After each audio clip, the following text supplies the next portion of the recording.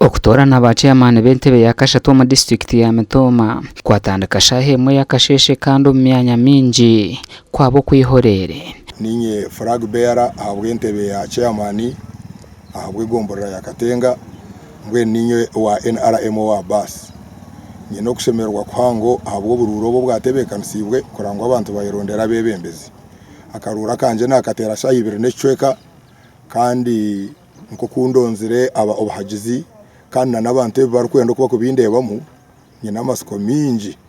ngo kusinga karura kanka kahwangurira higuru akarura ka president abantu bakambiza bingi keje soko sanga rayine kanka kuri abashikira nkombantu 50 konka tuwaza kureba hano leta rya tusitami abo kuba ntaguma ntizo umwe babiri batanu mwe na tanapu y'abantu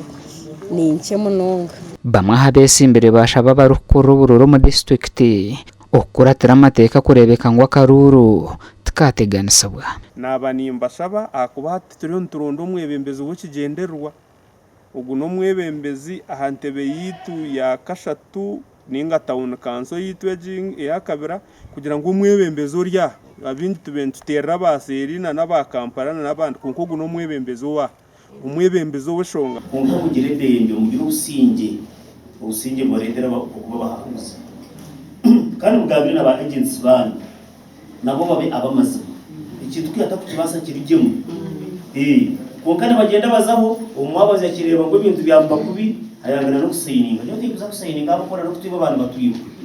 kandi uyo papuro ndigira ngo utakwenda gusayiningira biri sayininga habo icyo wayanga gusayininga tumanyi abantu bebakulembeza abasinga ddala bakwatira ko ddala kubanga abantu bakulembeze bamwe abaparishi n'abamagombolola ekyo kikukwatira ko ddala kikuli ku luwonzi era mmanyi nti ebiseera ebisinga waliwo n'ebyetujja okulaba oluusi byetutaalaba mu kalulu ka pulezidenti byetutaalaba mu kalulu k'aba member parliament oluusi ne byetutaalaba ku kalulu k'aba LC5 kubanga ate abo batuliko ko walako Gasha kwa Ben Muhozi.